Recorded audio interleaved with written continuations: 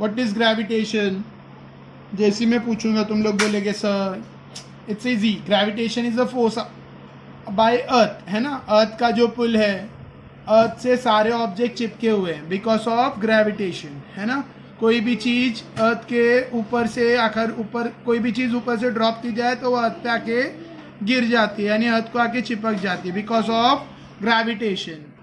ठीक है, तो दिस इज ग्रेविटेशन। लेकिन ये सिर्फ अर्थ का ग्रेविटेशन है, और सिर्फ अर्थ में ग्रेविटेशनल फोर्स नहीं होता है, सन का भी ग्रेविटी है, मून में भी ग्रेविटी है, हर प्लैनेट की अलग अलग ग्रेविटी है। ठीक है, तो gravitation is not only for earth. ठीक है, तो मैं लाइन टू लाइन इसमें नहीं एक्सप्लेन कर सकते because it is not a language, subject है। लेकिन I am going to explain you completely properly, मतलब एक एक पैरावाइज में एक्सप्लेन करूंगा। ठीक है, तो फर्स्ट थिंग, ये 3 क्वेश्चन है। This is 9th based question, 9th standard based है। 9th में तुम लोग ने पढ़ा होगा, ठीक है, कि एक ऑब्जेक्ट पे कितने टाइप के फोर्स अफेक्ट करते हैं। ठीक है, और क्या क्या, what are the forces you are familiar, तुम लोग कौन से टाइप के फोर्स से फेमिलियर हो, मतलब यहाँ पे you can write the name कि तुमने अब तक कौन से टाइप का फोर्स सुना है। 9th में हमने फ्रिक्शनल फोर्स सुना है, ग्रेविटेशनल फोर्स सुना है, न्यूक्लियर फोर्स सुना है। ठीक है, और what do you know about the gravitational force, और ग्रेविटेशनल फोर्स के बारे में तुम क्या जानते हो ये पूछा है। ठीक है, नेक्स्ट यूनिवर्सल फोर्स। अब यूनिवर्सल फोर्स क्या होता है? यूनिवर्स मतलब ऑल ओवर द वर्ल्ड। ठीक है, all over the, not only the world but the universe. Universe मतलब उर्दू में कहते हैं आलम। ठीक है, हिंदी में कहते हैं जैसे दुनिया, दुनिया बोले तो सिर्फ अर्थ हुआ।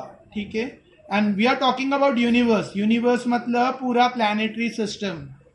ठीक है, सारे प्लैनेटरी सिस्टम, सारे planetary system is called universe.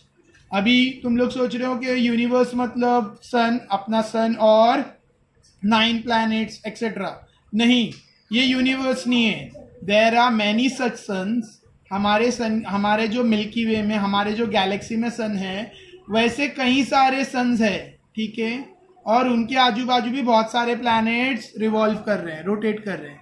तो वो जो रोटेशन हो रहा है, वो जो दूसरे सन्स है, वो सबको मिला के बोला जाता है यूनिवर्स। यूनिवर्स, ठीक है। तो ये जो ग्रेविटेशनल फोर्स है यूनिवर्सल है। यूनिवर्सल मतलब अर्थ पे जो रहेगा ग्रेविटी, ये ग्रेविटेशनल फोर्स जो अर्थ पे रहेगा, वैसा ही ग्रेविटेशनल फोर्स दूसरे प्लैनेट पे भी रहेगा। इसके लिए इसको यूनिवर्सल फोर्स कहा गया है।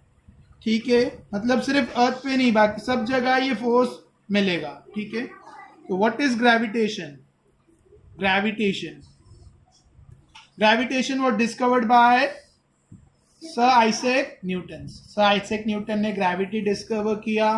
फेमस स्टोरी है कि वो झाड़ के पेड़ के नीचे बैठे थे, एप्पल ऊपर से नीचे गिरा, और फिर वो सोचने लगे कि क्यों एप्पल ऊपर से ही नीचे गिर रहा है, एप्पल क्यों बीच में, मतलब एप्पल स्ट्रेट ऊपर से नीचे क्यों आया। ठीक है, एप्पल, जैसे को यहाँ पे एक डायग्राम में, पिक्चर में एक छोटा सा एप्पल दिया, तो स्ट्रेट अर्थ पे क्यों आ रहा है, ये एप्पल ऐसा क्यों नहीं जा रहा है। ठीक है, नाउ ये अर्थ इतना छोटा नहीं होता है, और मून और ट्री और आइजैक न्यूटन इतने बड़े नहीं है। ठीक है, this is for just understanding. Earth काफ़ी बड़ा है। ठीक है, अर्थ स्पेरिकल शेप का है, और कोई भी चीज़ जब अर्थ पे गिरती है तो वो वर्टिकली अर्थ के सेंटर की तरफ जाती है। ठीक है, वर्टिकली अर्थ के ऊपर गिरती है, सेंटर के डायरेक्शन में जाती है, लेकिन अर्थ के सरफेस पे रुक जाती है, क्योंकि अर्थ के सरफेस पे आके वो रुक जाती है, लेकिन उसका डायरेक्शन रहता है अर्थ का सेंटर। ठीक है, अब ये मून है। ठीक है, ये एप्पल है, तो एप्पल यहाँ से ऐसी इस तरफ डाउनवर्ड्स क्यों गया। ठीक है, द क्वेश्चन इज एप्पल ऐसा क्यों गया, एप्पल ऐसा क्यों नहीं जा रहा है। ठीक है, देखो समझो, एप्पल क्वेश्चन आइजैक न्यूटन के दिमाग में क्वेश्चन आया कि एप्पल ऐसा ही क्यों नीचे की तरफ जा रहा है, ऐसा क्यों नहीं जा रहा है, या ऐसा क्यों नहीं गिरा, फॉल होने के बाद एप्पल ऐसा क्यों नहीं गया, वर्टिकली स्लांट हाइट पे क्यों नहीं गया, परपेंडिकुलर ही क्यों नीचे आया।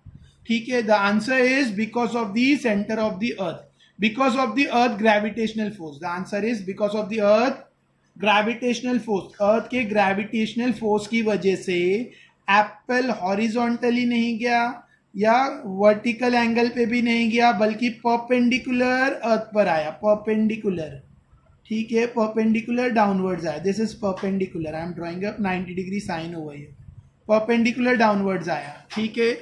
Why? Because of earth gravitational pull. कहां पर पुल होता है? At the centre of the earth. अभी नेक्स्ट क्वेश्चन, मून तो तुमने देखा है और तुम रोज देख रहे हो मून रिवॉल्व हो रहा है, मून अर्थ के आजू बाजू गोल गोल घूम रहा है ना. हमेशा हमने देखा है कि मून अर्थ के रोटेट हो रहा है, अर्थ के सराउंडिंग में, बराबर है. मून क्यों रोटेट हो रहा है? अर्थ पे आके गिर क्यों नहीं रहा है ना. तो क्वेश्चन आ रहा है इसके, मून अर्थ पे गिरता क्यों नहीं है? चलो ठीक है, अर्थ पे नहीं गिरता है, लेकिन मून अर्थ के आजू बाजू क्यों घूम रहा है? कहीं और क्यों नहीं जा रहा है? कहीं बाहर अपनी ऑर्बिट में कहीं और जा क्यों नहीं जा रहा है? क्यों गोल गोल घूम रहा है? ये क्वेश्चन आ रहा है. बिकॉज इसका आंसर भी वही है. क्या आंसर है? अर्थ ग्रेविटेशनल पुल. मून अर्थ से बंधा हुआ है बाय ग्रेविटेशनल फोर्स, ग्रेविटेशनल. इसका आंसर तुम्हें चैप्टर के एंड में मिलेगा कि वाई मून इज कोई. अच्छा, अर्थ से तुमने देखा है मून तक कोई रस्सी बंधी हुई है, कोई रोप बंधी हुई है, जिसकी वजह से मून प्रॉपर उसमें ही घूम रहा है, अर्थ के बाहर, वो रिंग के बाहर नहीं जा रहा है? नहीं. तो क्यों मून घूम रहा है? तो answer, you will find the answer in the end of the chapter. Chapter के लास्ट साइड पे you will get the answer. पहले हम लोग को ये फर्स्ट पार्ट में हम लोग को क्या सिर्फ इतना है कि मतलब क्वेश्चंस पूछे हुए कि क्यों ऐसा होता है, क्यों कोई भी चीज़, जैसे मैं यहाँ पे बॉल है, ठीक है, यहाँ पे मैं खड़ा हूँ सपोज, और मैंने एक बॉल ऊपर की तरफ फेंका, मैंने बॉल अपवर्ड थ्रो किया, तो क्या होगा? बॉल यहाँ से यहाँ पे गिरेगा कि यहाँ गिरेगा कि यहाँ गिरेगा? नहीं, बॉल वापस अर्थ पर गिरेगा. क्यों? Why? Because of earth gravitational pull. ठीक है, सपोज मैं यहाँ पर हूँ, सपोज मैं यहाँ पर हूँ, ठीक है, वरना बोलेंगे सर ओशन में कैसे चलेगा. यह शिप है, suppose there is a ship over here, ship, और मैं शिप पर हूँ, ठीक है, और मैंने बॉल थ्रो किया, मैंने बॉल अपवर्ड थ्रो किया, that this is the ball suppose. अब क्या होगा? बॉल कहाँ जाएगा? बॉल नीचे गिरेगा ना? नहीं. बॉल इस तरफ गिरेगा? नहीं. बॉल वापस से अर्थ पर आएगा, बॉल वापस से अर्थ पर, शिप पर वापस बॉल आकर गिरेगा, वो बॉल वापस शिप पर आएगा. वाई? क्यों बॉल वापस आ रहा है? Because of earth gravitational force. Ball जब तक अर्थ की ग्रेविटेशनल पुल के अंदर है वो अर्थ पे वापस आएगा. ठीक है, एक बार सपोज तूने कोई चीज थ्रो की और बहुत ज्यादा फोर्स से थ्रो की, फॉर एग्जाम्पल हमने रॉकेट लॉन्च की, rocket, I am talking about rocket, suppose यहाँ से रॉकेट लॉन्च की, this is a rocket suppose, ठीक है, रॉकेट लॉन्च की, तो रॉकेट में इतना फोर्स प्रोड्यूस किए कि वो अर्थ की ग्रेविटी के बाहर चले गया. सपोज यहाँ तक अर्थ की ग्रेविटी है, सपोज ये रिंग तक अर्थ की ग्रेविटी है, और रॉकेट में हमने इतना प्रेशर, इतना हमने फ्यूल डाले हैं, और इतना जबरदस्त फोर्स हम लोग, रिएक्शन फोर्स की वजह से पुश होती है रॉकेट आउटवर्ड्स, रॉकेट पुश हुई और रॉकेट ग्रेविटी से बाहर चली गई. जैसी rocket, suppose I am saying suppose, imagine कर यहाँ तक अर्थ की ग्रेविटी है, रॉकेट एक बार अर्थ की ग्रेविटी के बाहर चली गई, फिर वो अर्थ पे वापस ग्रेविटेशनल पुल की वजह से नहीं आएगी, फिर वो स्पेस में फ्री हो जाएगी, रॉकेट स्पेस में फ्री हो जाएगी, और वो जहां चाहिए फ्लोट होती रहेगी.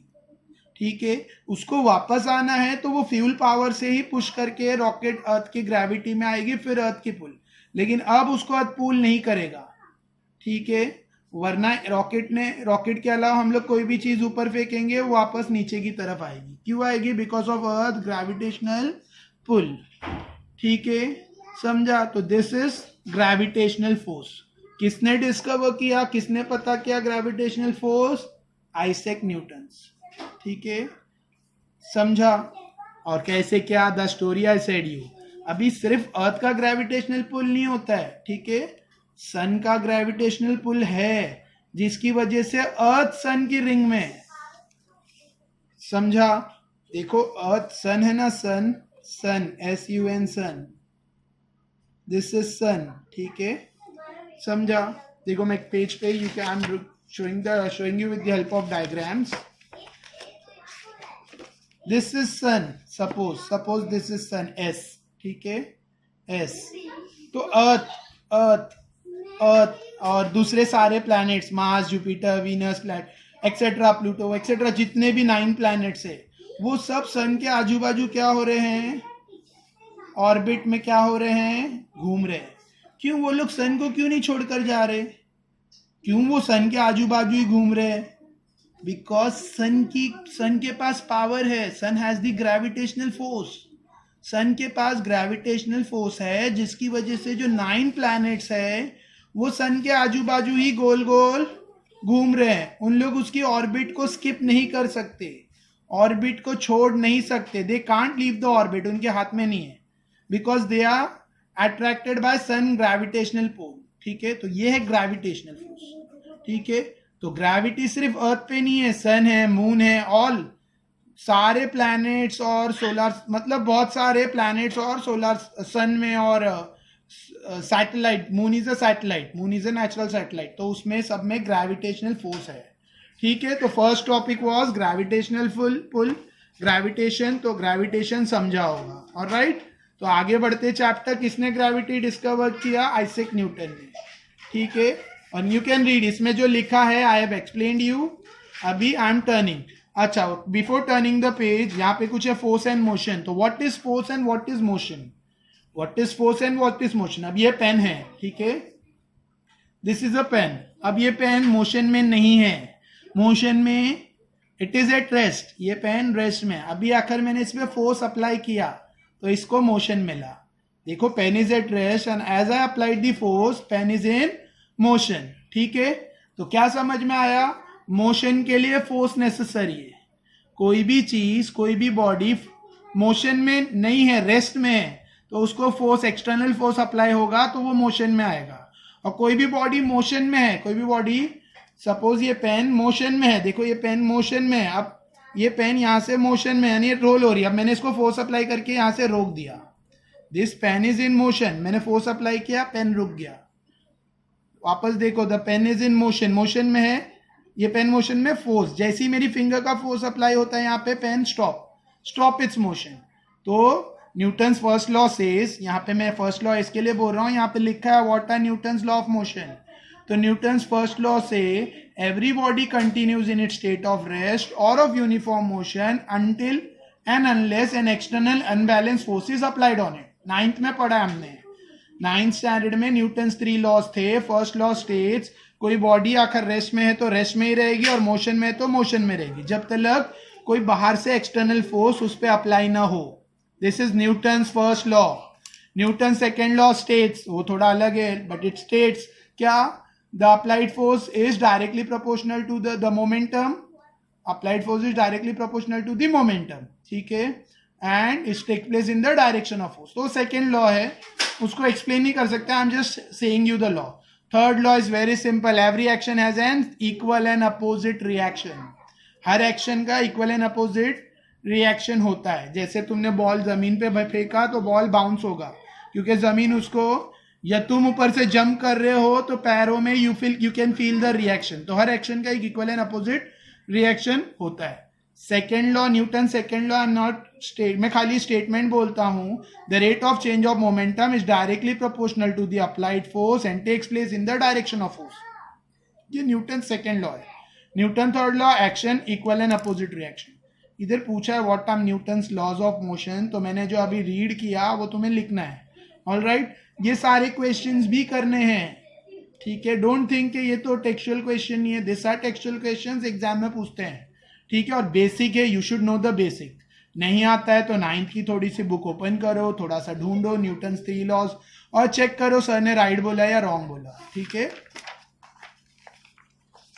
नेक्स्ट यहाँ पे सर आइजैक न्यूटन का कुछ डिस्क्रिप्शन, मतलब उनके बारे में दिया है एक्सेट्रा।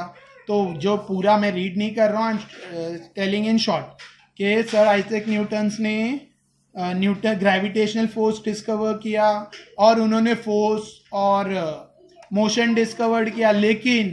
लेकिन उनके पहले, सर आइजैक न्यूटन से पहले जॉन केपलर नाम के साइंटिस्ट ने भी, जॉन केपलर नाम की जो मैथमेटिशियंस थे, उन्होंने प्लैनेटरी मोशंस के बारे में बताया।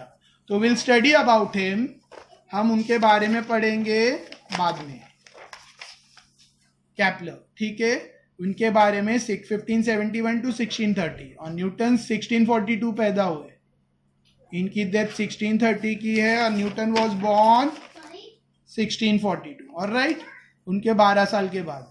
तो इनकी हेल्प, कैपलर्स के लॉज को यूज करके इन्होंने आगे अपने अपने लॉज बनाए एक्सेट्रा, वो लिखा है इधर। Now what is centripetal force, circular motion and centripetal force, what is circular motion and what is centripetal force. तो I am explaining circular motion क्या है और सेंट्रिपिटल फोर्स क्या है। So circular motion and centripetal force. तो what is circular motion, circular motion बहुत बार देखा है तुमने, फैन, घर में फैन है, फैन सर्कुलर मोशन परफॉर्म करता है, फैन की जो ब्लेड्स है वो सर्कुलर मोशन परफॉर्म करती है। तो यहाँ पे एक एक्सपेरिमेंट किया है कि एक लेडी हाथ में स्टोन लेकर स्टोन को रस्सी से बांधकर गोल घुमा रही है। तो similarly I am doing with this ring, stone तो नहीं मिला और थ्रेड से बांधने, तो ये रिंग है, तो I am performing this is what a circular motion. देखो ये सर्कुलर मोशन है, what is going on, circular motion is going on, ये सर्कुलर मोशन है, ठीक है, यू कैन सी रिंग गोल गोल फिर रही है, ठीक है, तो this is a circular motion. Circular motion जो घर में फैन में you can observe easily circular motion, so this is a circular motion. अभी व्हाट इज सर्कुलर मोशन और सर्कुलर मोशन काम कैसे करता है, ठीक है, और ये सेंट्रिपिटल फोर्स क्या है, तो ये मैं एक्सप्लेन कर रहा हूँ। सेंट्रिपिटल फोर्स, देखो जब कोई ऑब्जर्वर, कोई पर्सन आकर स्टोन को सर्कुलर मोशन में घुमा रहा है, ठीक है, तो स्टोन पे जो फोर्स एक्ट हो रहा है उसका डायरेक्शन सेंटर की तरफ होता है। स्टोन पे जब स्टोन गोल गोल रिवॉल्व रोटेट हो रहा है तो वाइल रोटेशन उसका जो डायरेक्शन है फोर्स का डायरेक्शन, स्टोन का डायरेक्शन तो ऐसा है, दिखा ये कर्व पार्ट टेंजेंशियल डायरेक्शन में, लेकिन स्टोन पे जो फोर्स एक्ट हो रहा है वो उसको सेंटर की तरफ पुल कर रहा है, सेंटर की तरफ पुल कर रहा है। सपोज उसके हाथ से, so this is called circular motion, what she is doing, ये सर्कुलर मोशन है, यहाँ पे जो परफॉर्म हो रहा है सर्कुलर मोशन है। सपोज स्ट्रिंग्स टूट गई, रस्सी टूट, धागा टूट गया, रस्सी धागा जो भी है वो टूट गया, तो स्टोन कहाँ जाएगा, पर्सन की तरफ आएगा या उससे परपेंडिकुलर जाएगा, परपेंडिकुलर जाएगा, क्यों, क्योंकि वेलोसिटी है डायरेक्शन में। So this is the direction of, so this is what, this is the direction of force. उसके उस पे जो फोर्स अप्लाई हो रहा है वो उसको सेंटर की तरफ खींच रहा है, सर्कल के सेंटर की तरफ फोर्स खींच रहा है स्टोन को, लेकिन जैसी स्ट्रिंग ब्रेक होता है stone will move in the perpendicular direction, tangential direction में जाएगा, जो ऑर्बिट है उसके टेंजेंट, टेंजेंट पता है सर्कल की रिंग को जो बाहर से लाइन टच करती है उसके डायरेक्शन में जाएगा। ऐसे फोर्स को कहते हैं सेंट्रिपिटल फोर्स, सेंट्रिपिटल फोर्स, क्योंकि वो सेंटर की तरफ डायरेक्टेड रहता है, directed towards the centre of the circle, this is called centripetal force, centripetal force. तो आई हैव परफॉर्म्ड इट, देखो मैं अभी वो रिंग रोटेट कर रहा था, देखो you can see the ring, ring अभी सर्कुलर मोशन में, रिंग अभी ये जो रिंग है ये अभी सर्कुलर मोशन में है। जैसे ही मैं धागा छोड़ूंगा, ठीक है, धागा ब्रेक हो रहा है, या जैसे ही मैं धागा छोड़ूंगा वो क्या होगी, इट मूव्स, अभी उस पे जो फोर्स एक्ट हो रहा है वो उसके सेंटर की तरफ उसको खींच रहा है, ठीक है, जैसे ही मैं धागा छोड़ूंगा वो रिंग इट रन्स अवे, वो रिंग ये साइड ये डायरेक्शन में चली गई, ठीक है, it vents in this direction. तो क्या पता चल रहा है, सर्कुलर, इसको ये फोर्स जो इस पे जो सर्कुलर मोशन पे जो फोर्स एक्ट होता है उसको कहते हैं सेंट्रिपिटल फोर्स, ठीक है। तो I am not reading all this, ये तुम लोग रीड करो and try this at home, ये रीड करो घर पे, यू कैन ट्राई दिस, घर पे एक स्टोन लो, धागे से you can try and you can observe what is centripetal force. तुम्हारे हाथ पे महसूस होगा, तुम्हारे हाथ पे कोई फोर्स महसूस होगा, समझा, और वो रहेगा सेंट्रिपिटल फोर्स। स्टोन को एक फोर्स महसूस हो रहा है जिसकी वजह से वो एक ऑर्बिट में गोल गोल घूम रहा है, this is called centripetal force, ठीक है। What is centripetal force you can easily understand, ठीक है, और ये फोर्स का डायरेक्शन कैसा रहता है, जहां पे वेलोसिटी, मतलब अकॉर्डिंग टू वेलोसिटी, ऑलराइट। तो सेंट्रिपिटल फोर्स नेचर में you can easily see on earth sun के आजू बाजू गोल घूमता है, अर्थ सन के आजू बाजू रोटेट होता है और वो सेंट्रिपिटल फोर्स से बंधा हुआ है, ठीक है। Force acting on earth due to sun है सेंट्रिपिटल फोर्स। उसी तरह से मून सैटेलाइट है, नेचुरल सैटेलाइट, वो अर्थ के अराउंड में घूमता रहता है, ठीक है। मून, तो मून पे जो फोर्स एक्ट हो रहा है मून पे, वो कौन सा फोर्स है? इट्स सेंट्रिपिटल फोर्स, ठीक है। तो एग्जाम्पल है जो नेचर में पाए जाते हैं about centripetal force. Now Kepler's law, ठीक है। आई सेड यू, न्यूटन से पहले जो साइंटिस्ट ने, जो मैथमेटिशियन ने कुछ लॉज बनाए थे, कौन थे वो मैथमेटिशियन? इट वाज केपलर, ठीक है। 1600 सेंचुरी में प्लैनेट्स को स्टडी करने का टाइम, प्लैनेट्स को स्टडी करा जाता था। और पहले तो बिफोर टेलीस्कोप नहीं था, तो उसके पहले तो डायरेक्ट ही प्लैनेट की स्टडी होती थी। डायरेक्ट मतलब using their normal naked eyes, बिना किसी अपैरेटस के, बिना किसी चीज के डायरेक्टली प्लैनेट्स को स्टडी किया जाता था। लेकिन फिर गलीलियो ने, यू हैव हर्ड के गलीलियो ने उसमें डिस्कवर की, टेलीस्कोप फॉर्म हुआ और फिर प्लैनेट्स के बारे में स्टडी हुई, ठीक है। तो कैपलर कौन है? I am going to explain, मैं बाद में हम लोग देखेंगे बैक साइड पे। कैपलर्स ने कुछ लॉ बनाए। गैलीलियो प्लैनेटरी सिस्टम के बारे में जानकर कैपलर्स ने 3 लॉ बनाए, 3 लॉज बनाए, ठीक है।